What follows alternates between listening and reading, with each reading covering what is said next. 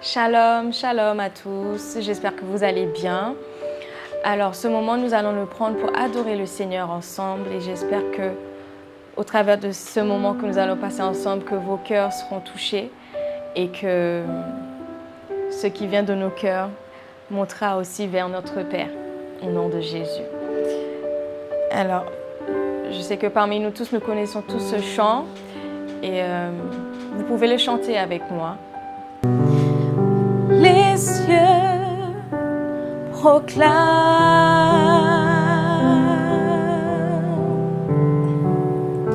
la gloire du ressuscité.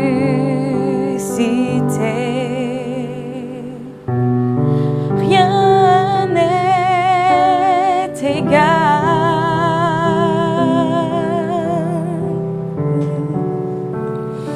à la beauté du Seigneur. À jamais tu seras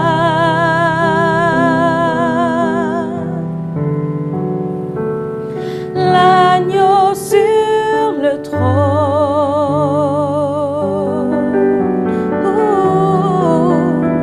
Je fléchis les genoux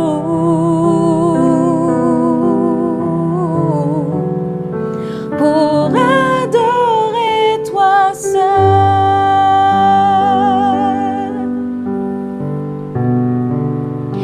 Les cieux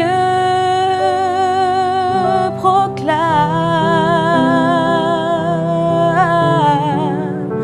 la gloire du ressuscité.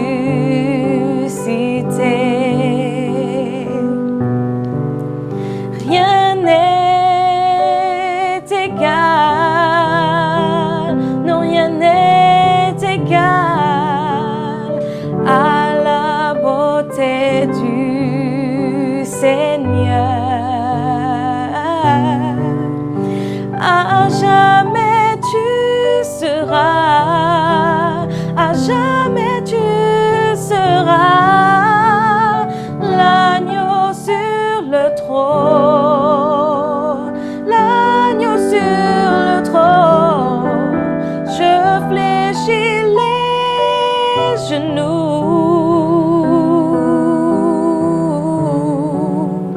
pour adorer toi seul.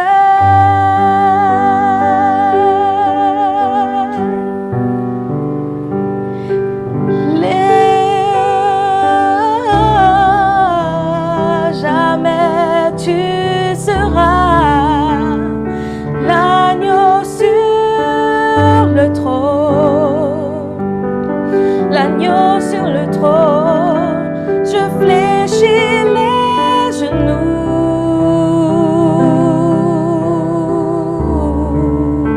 pour adorer toi seul.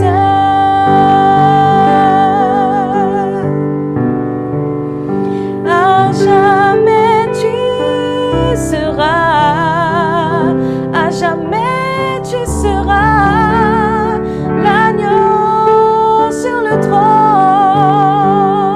où je fléchis les genoux, je fléchis les genoux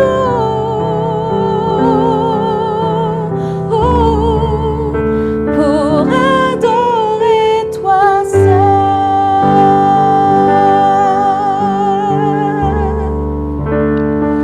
Pour adorer toi seul,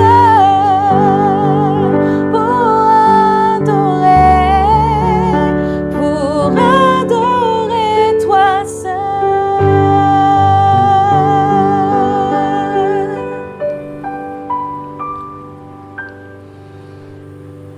Amen.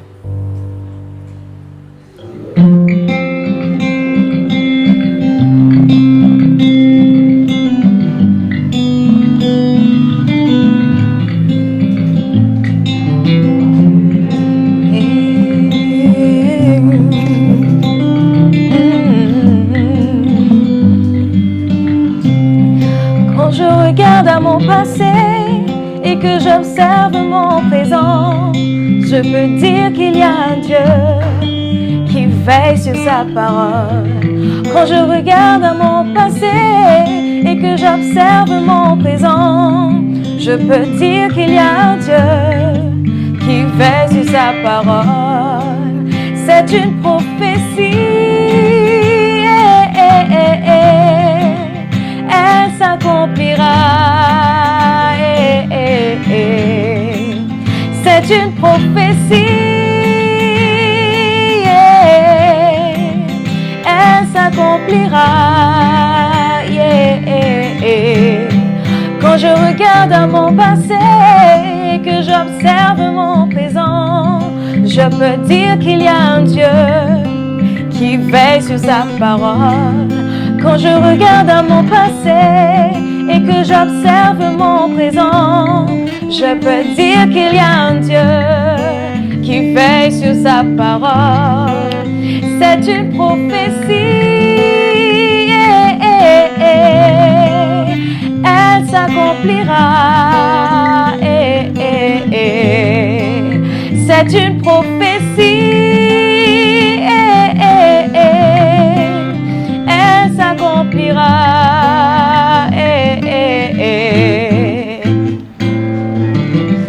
C'est une prophétie, c'est une prophétie, c'est une prophétie, c'est une prophétie, c'est une prophétie, c'est une prophétie. Je déclare qu'elle s'accomplira, elle s'accomplira, elle s'accomplira, elle s'accomplira, elle s'accomplira, elle s'accomplira, elle s'accomplira.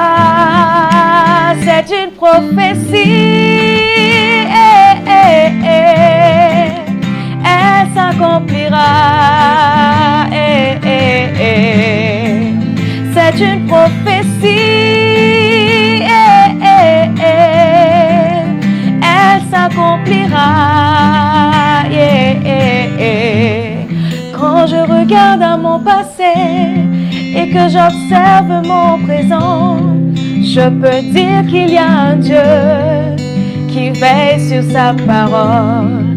Quand je regarde à mon passé et que j'observe mon présent, je peux dire qu'il y a un Dieu qui veille sur sa parole.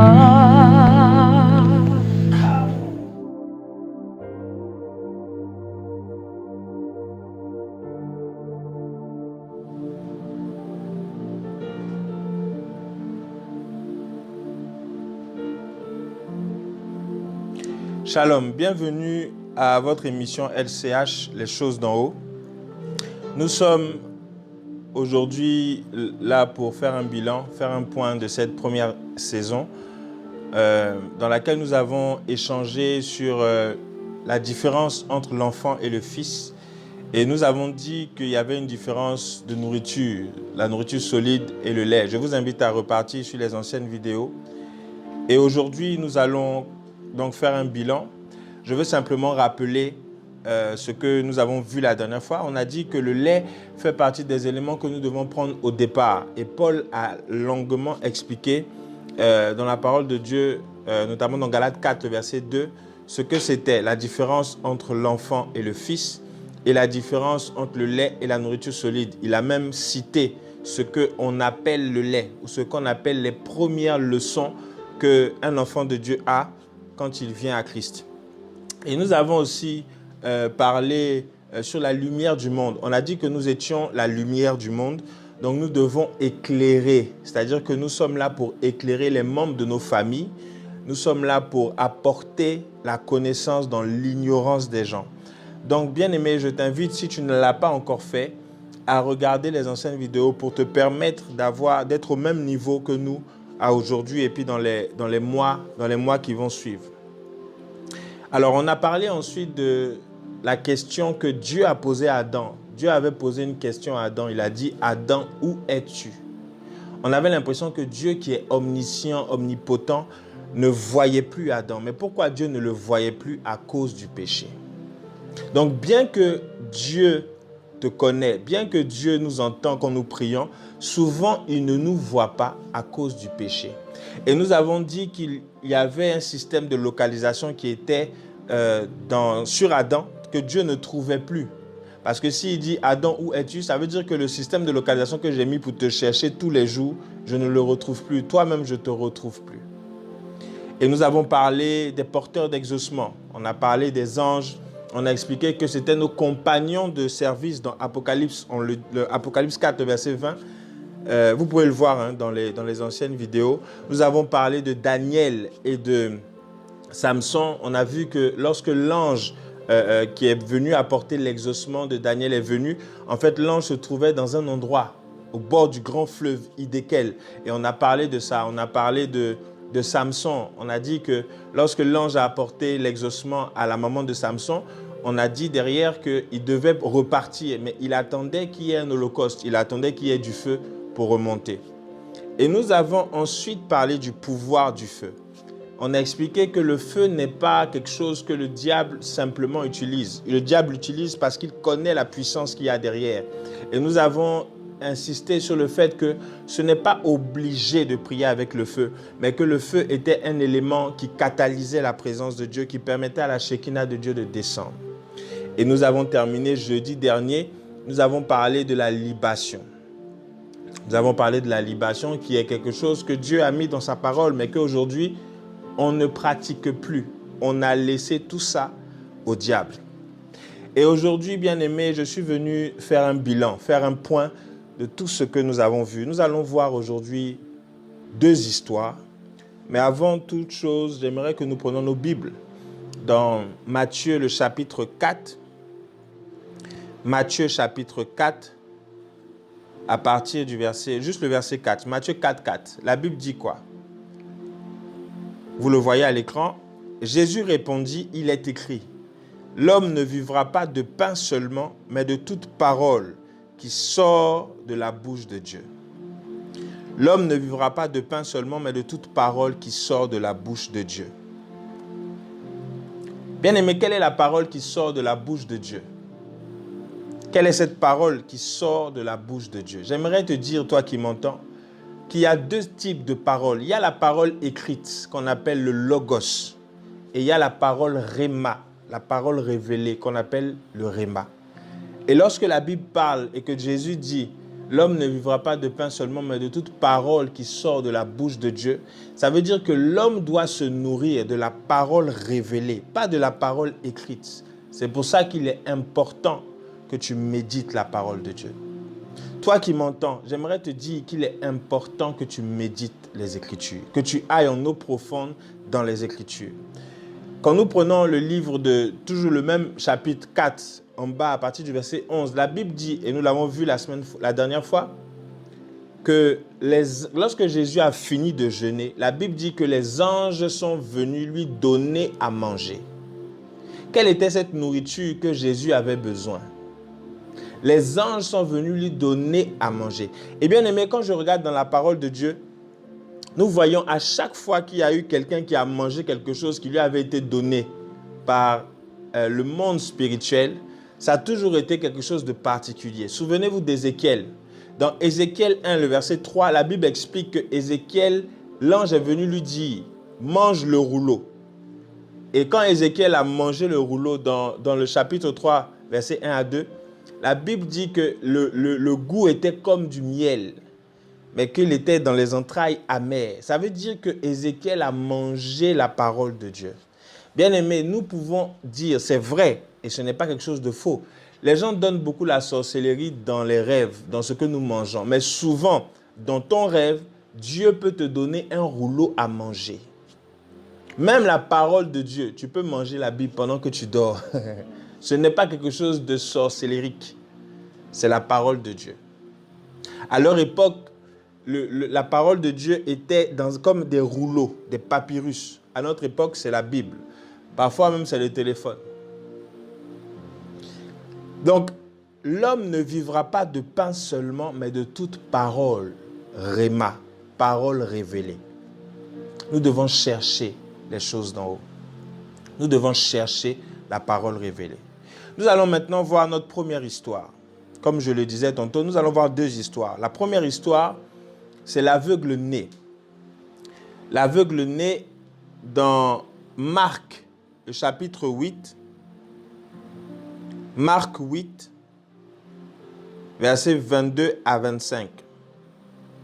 Je vais prendre la version Parole de vie pour nous permettre de comprendre le sens du message de ce soir. Voici ce que la Bible me dit. Marc chapitre 8, versets 22 à 25. Jésus et ses disciples arrivent à Bethsaïda. Les gens amènent un aveugle et ils demandent à Jésus de le toucher. Jésus prend l'aveugle par la main et le conduit en dehors du village. Il met de la salive sur les yeux de l'homme. Il pose les mains sur lui et lui demande « Est-ce que tu vois quelque chose ?» L'aveugle ouvre les yeux et il dit « Je vois les gens, je les vois comme des arbres, mais ils marchent. » Verset 25. Jésus pose encore une nouvelle fois les mains sur les yeux de l'aveugle et celui-ci voit clairement. Il est guéri et il distingue de tout, même de loin. Jésus lui dit, retourne chez toi, mais ne rentre pas au village. Ne rentre pas dans le village. Bien aimé, cette histoire explique un peu le parcours d'un enfant de Dieu. J'aimerais te dire à toi qui m'entends, que lorsque Jésus a pris cet aveugle, la Bible dit qu'il a mis hors du village, c'est-à-dire qu'il a mis en dehors de la foule pour pouvoir lui faire une action, pour ne pas que les autres disent, ce n'est pas une action qui est de Dieu, c'est encore le diable. Bien aimé, la Bible dit que Jésus a craché au sol et qu'il a fait de la boue et qu'il a mis, dans d'autres versions, on dit qu'il a fait de la boue avec sa salive et il a mis sur les yeux de l'aveugle. Mais il a sorti du village. J'aimerais te dire à toi qui m'entends que très souvent, Dieu va te demander de sortir du village, de sortir de l'endroit où tu es, de ta zone de confort. Dieu va te demander de sortir de là. Et quand tu vas sortir de là, c'est là que Dieu va faire un miracle. C'est là que Dieu va agir de manière surnaturelle. C'était surnaturel la manière dont l'aveugle a été guéri. Regardez vous-même, c'était surnaturel. Comment quelqu'un peut prendre sa salive, mettre sur ses yeux? Quand même. Le nez à côté des yeux. Donc, ça, c'est choquant. Si Jésus avait fait ce miracle devant la foule, les gens auraient parlé. Les gens auraient dit encore de la sorcellerie. Les gens auraient dit encore du maraboutage. Mais il fallait qu'il sorte du village pour recevoir la guérison. J'aimerais te dire à toi qui m'entends que souvent, Dieu va te demander de sortir de ta zone de confort pour te guérir. Souvent, Dieu va te demander de sortir de ta zone de confort pour te donner le miracle qu'il veut te donner. Et même parfois, pour te parler, te dire des choses secrètes, te donner la nourriture solide que personne ne connaît, sauf toi et lui. Et lorsqu'il va recevoir sa guérison, la Bible dit qu'il va voir les gens comme des arbres. Bien aimé, laissez-moi vous dire que la parole de Dieu nous parle des arbres. Tu es comme un arbre planté près d'un courant d'eau qui donne son fruit en sa saison. L'homme est comparé à un arbre. Donc, l'œil de l'aveugle avait, son œil s'est ouvert, mais en fait, ce n'était pas l'œil physique, c'était l'œil spirituel. Parce qu'il a vu l'intérieur des gens. Quand vous faites des recherches, vous allez vous rendre compte que cette ville-là était une ville où les gens adoraient beaucoup les arbres. Donc, sachez que très souvent, les guérisons que Dieu donne, ce n'est pas anodin. Il te demande de sortir. Ça va faire mal, ce n'est pas grave. Mais regardez, quand Jésus finit de le guérir, il lui dit, rentre dans ta maison, mais ne rentre pas au village. Va dans ta maison, mais ne rentre pas au village. Ça veut dire que le monsieur n'habitait pas au village. Il avait une maison hors du village. Mais il dit, rentre dans ta maison, mais ne passe pas au village. De peur que les gens te découragent. Très souvent, Dieu vous donne une vision. Dieu vous donne une vision. Vous êtes là, vous m'entendez. Dieu vous donne une vision. Mais très souvent, les personnes de votre entourage vous découragent par rapport à la vision que vous recevez. Bien aimé, j'aimerais te dire, ne te décourage pas. Porte ta vision. Même si tu es le seul à connaître la vision que Dieu t'a donnée, porte-la et avance. Dieu va mettre sur ta route des pères qui vont t'aider à arranger ta vision et aller jusqu'au bout. Porte ta vision, lève-toi et avance. J'aimerais te dire à toi qui m'entends, porte ta vision, lève-toi et avance. Prenons la deuxième et dernière histoire. Nathanaël. Bien aimé, on va prendre nos Bibles dans Avant que nous lisons l'histoire de Nathanaël, regardez avec moi 1 Corinthiens 12, le verset 31.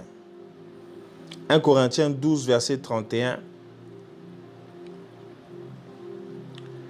Il s'agit là-bas des dons spirituels. Lorsque Paul fait la citation des dons spirituels, à la fin du chapitre, Paul dit « Aspirez aux dons les meilleurs et je vais vous montrer une voie par excellence. » Ça veut dire qu'il y a une voie par excellence au-delà des dons spirituels qui permet à toi, enfant de Dieu, de vivre le supranaturel. J'ai envie de dire de vivre le naturel de Dieu, qui est en fait le surnaturel de l'homme.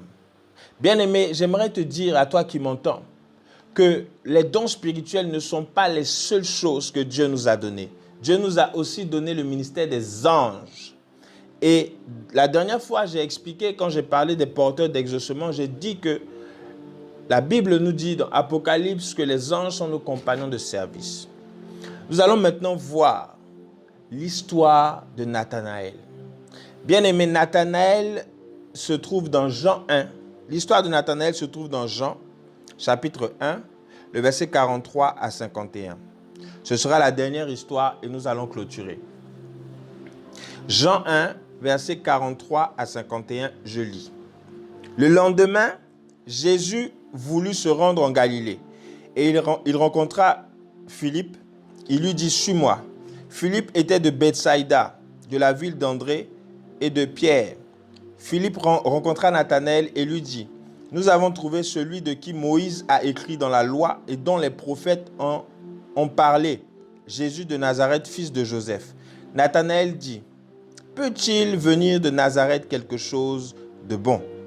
Philippe lui répondit « Viens et vois. » Jésus, voyant venir à lui Nathanaël, dit de lui « Voici vraiment un Israélite dans lequel il n'y a point de fraude. » « D'où me connais-tu » lui dit Nathanaël. Jésus lui répondit « Avant que Philippe t'appelât, quand tu étais sous le figuier, je t'ai vu. » Nathanaël répondit et lui dit « Rabbi, tu es fils de Dieu, tu es le roi d'Israël. » Jésus lui répondit « Parce que je t'ai dit que je t'ai vu sous le figuier, tu crois, tu verras de plus grandes choses que celles-ci. » Et il lui dit « En vérité, vous verrez désormais le ciel ouvert et les anges de Dieu monter et descendre sur le Fils de l'homme. » Bien-aimé, ce passage révèle tout.